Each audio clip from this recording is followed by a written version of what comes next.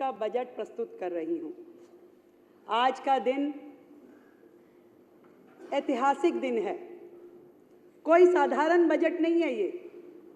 दिल्ली की जनता और पूरा देश आज इस सदन के माध्यम से यह बजट सुन रहा है कि दिल्ली की सरकार, नई सरकार, जो कि ऐतिहासिक जनादेश लेकर के यहाँ चुन के आई है, जिनको बड़ी आशाओं और अपेक्षाओं के साथ दिल्ली की जनता ने वोट दिया और यहाँ भेजा, उस सरकार का पहला बजट कैसा होगा, आज यहाँ पर पूरा देश देखना चाहता है। मैं आपको बताना चाहती हूँ कि ये बजट सिर्फ सरकारी खर्चे और आमदनी का लेखा जोखा नहीं है, बल्कि पिछले 10 सालों की बेहाल और बदतर हुई दिल्ली को विकसित बनाने की दिशा में उठाया गया पहला संकल्पित कदम है। एक ऐसी दिल्ली जो गौरवशाली इतिहास और उज्जवल भविष्य का संगम बने, ऐसी दिल्ली का बजट आज यहाँ प्रस्तुत किया जाएगा। मैं और मेरी सरकार दिल्ली वासियों को तथा मां यमुना को नमन करते हुए इस जिम्मेदारी को पूरी विनम्रता के साथ स्वीकार करते हुए इसे समुचित निभाने का संकल्प करती हूँ।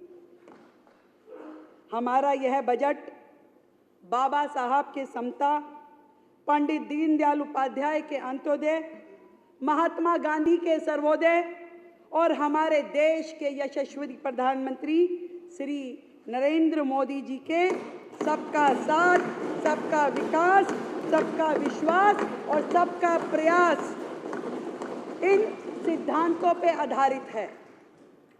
अध्यक्ष महोदय, मुझे यह बताते हुए अत्यंत दुख होता है कि पिछले 10 सालों में विकास के हर पैमाने पे दिल्ली फिसलती गई, लगातार फिसलती गई। जर्जर सड़कें, दूषित यमुना, सीवर ओवरफ्लो, स्वास्थ्य सुविधाओं की दयनीय स्थिति, वायु प्रदूषण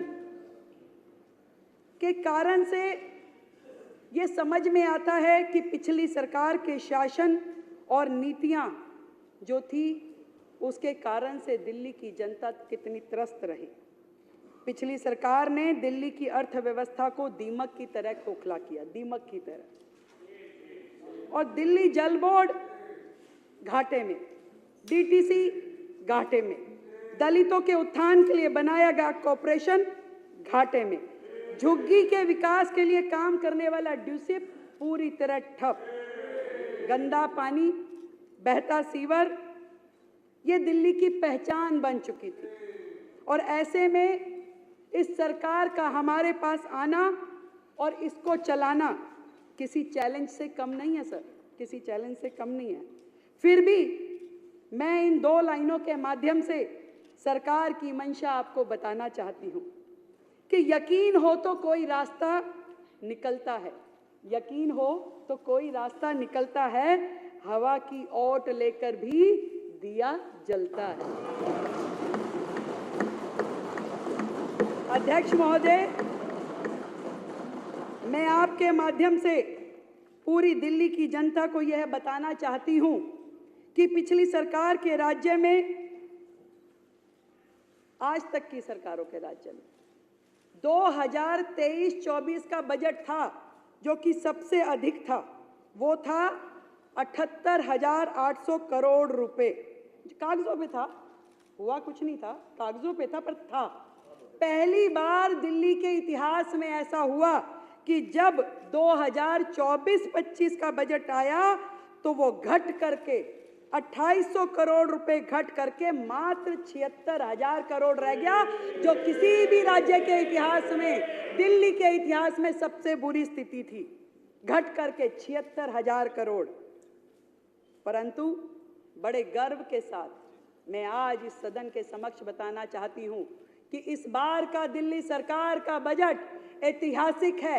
1 लाख करोड़ रुपए का प्रस्तावित किया गया है, 1 लाख करोड़ रुपए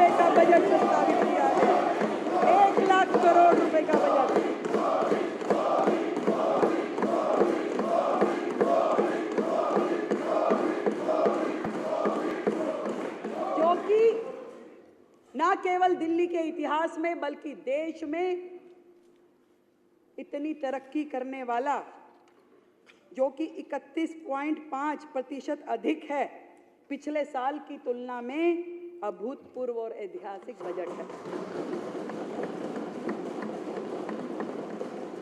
अध्यक्ष महोदय, जहां साल दर साल बजट बढ़ने की बजाय घटा, जहां जीडीपी की दर पूरे देश की तुलना में कम रही, राष्ट्रीय स्तर की अपेक्षा दिल्ली की प्रति व्यक्ति आय की जो गति पूरे देश में है उससे कम गति से बढ़ी। इससे यह स्पष्ट है कि पिछली सरकार में ना तो क्षमता थी कि वो राजस्व बढ़ा सके और ना ही इच्छा शक्ति थी कि विकास कार्यों पे ईमानदारी से खर्चा कर सके। ये स्थिति थी पिछली सरकारों की। और दिल्ली की वर्तमान स्थिति में ये स्पष्ट दिखाई देता है कि बुनियादी ढांचा और नागरिक सुविधाएं पूरी तरीके से ध्वस्त है, पूरी तरीके से ध्वस्त है। यही नहीं, ये आंकड़े पूरे तरीके से फाइनेंशियल मिसमैनेजमेंट का स्पष्ट परिणाम है। स्पष्ट कि किस तरीके से दिल्ली की जनता को धोखा दिया गया।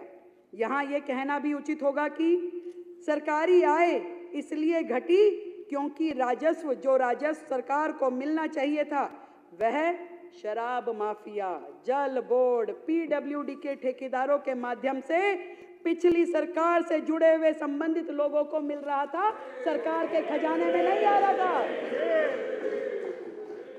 इसलिए दिल्ली पिछड़ती गई। पर अब भ्रष्टाचार, कुप्रबंधन एवं अक्षमता के दिन, आपदा सरकार के दिन चले गए हैं।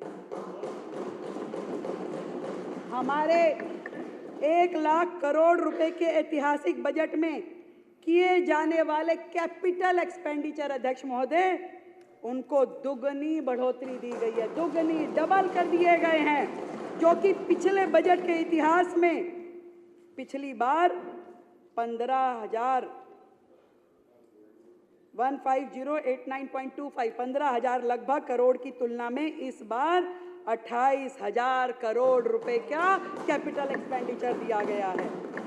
विकसित दिल्ली के बजट में कैपिटल एक्सपेंडिचर की इस राशि का आवंटन सड़कों, नालियां, सीवर, शिक्षा, स्वास्थ्य के प्रति हमारी प्रतिबद्धता का स्पष्ट प्रमाण है। अध्यक्ष महोदय, पिछली सरकार ने यह कहते हुए डेवलपमेंट में कम खर्च किए, हमारे पास धन नहीं है, हमारे पास संसाधन नहीं है। विडंबना यह है कि अगर पिछली सरकार ने दिल्ली में केंद्र सरकार की योजनाओं को मात्र राजनीतिक कारणों से यदि रोका ना होता तो शहर में स्वास्थ्य की, शहरी आवास, पानी, सीवर आदि विकास कार्यों में पैसों की कभी कमी नहीं होती, कभी कमी नहीं होती। राजनीतिक कारणों से हर योजना को रोका गया, परंतु दिल्ली का दुर्भाग्य रहा। अध्यक्ष महोदय, एक उदाहरण मैं प्रस्तुत करना चाहती हूँ। सारा विश्व जानता है कि माननीय प्रधानमंत्री नरेंद्र मोदी जी के विजन पे आधारित आयुष्मान भारत योजना पूरे देश में लागू की गई, पूरे देश में लागू की गई। लाखों जरूरतमंद नागरिकों को इसका सीधा फायदा प्राप्त हुआ, सीधा फायदा। परंतु केंद्र के निरंतर अनुरोध करने के बावजूद लगातार कहा गया कि इसे दिल्ली में लागू कीजिए, लागू कीजिए, परंतु दिल्ली में वो लागू नहीं की गई। सिर्फ इसलिए कि तत्कालिक जो मुख्यमंत्री थे वो चाहते थे इस योजना में उनका नाम जोड़ दिया जाए, तब वो लागू करना चाहते थे, उनका नाम जोड़ दिया जाए। और इस जिद का खामियाजा पूरी दिल्ली को भुगतना पड़ा। कितने तकलीफ की बात है, जिन स्वास्थ्य सेवाओं का नाम, केवल नाम के कारण उन्होंने दिल्ली को आयुष्मान भारत से जोड़ के रखा, तोड़ के रखा। आज इस सदन में मैं बड़े हर्ष के साथ ये बताना चाहती हूँ कि सरकार ने जिस दिन अपना कार्यभार लिया, शपथ के तुरंत बाद पहली कैबिनेट की मीटिंग करके आयुष्मान भारत को दिल्ली में लागू करने का निर्णय लिया गया।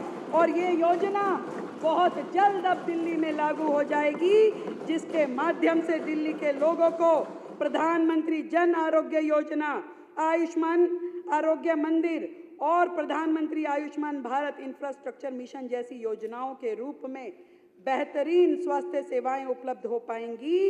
हमारी सरकार ने किया अध्यक्ष महोदय, और ये निर्णय भी लिया कि प्रधानमंत्री जन आरोग्य योजना में केंद्र के द्वारा दिए जा रहे 5 लाख रुपए के इंश्योरेंस के साथ साथ दिल्ली सरकार उसमें टॉप अप करके और 5 लाख रुपए का अतिरिक्त इंश्योरेंस दिल्ली के लोगों को देगी। और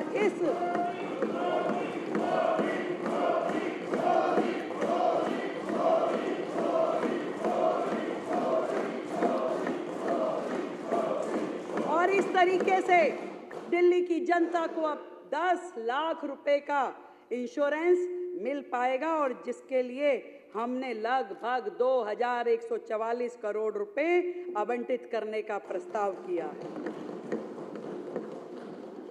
अध्यक्ष महोदय, हमने अपने घोषणा पत्र में दिल्ली के प्रत्येक नागरिक के जीवन को बेहतर बनाने के आशय से 16 संकल्प घोषित किए थे, और महिलाओं का सशक्तिकरण माननीय प्रधानमंत्री नरेंद्र मोदी जी के एजेंडा में पहला स्थान रखता है, हमेशा से पहला स्थान रखता है। वही एकमात्र व्यक्ति थे जिन्होंने जब 2014 में सरकार बनी तो लाल किले की दीवार पे वहां खड़े होकर के